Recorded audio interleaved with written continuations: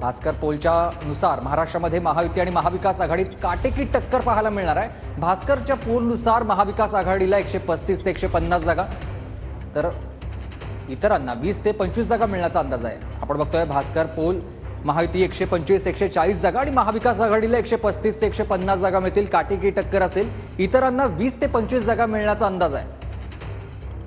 भास्करचा हा पोल आपण बघतोय, पोलचा देखील पोल समोर आलेला आहे। झी न्यूज मध्ये महायुतीला 129 ते 159 जागा मिळण्याचा अंदाज आहे आणि महाविकास आघाडीला 124 ते 154 जागा मिळण्याचा अंदाज आहे, तर इतरांना 1 ते 10 जागा मिळण्याचा अंदाज आहे। तर पी मार्कच्या अंदाजानुसार महायुतीला 137 ते 157, महाविकास आघाडीला 126 ते 146 जागा मिळण्याचा अंदाज आहे, तर इतरांना 2 ते 8 जागा मिळू शकतात।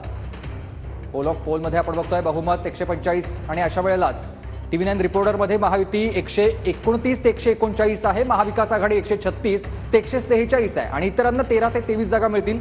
तर लोकशाही रुद्रमध्ये महायुती 128 ते 146 मध्ये आहे आणि महाविकास आघाडीला 125 ते 140 जागा मिळण्याचा अंदाज असून इतरांना 18 ते 23 जागा मिळतील असं म्हटलं जात आहे।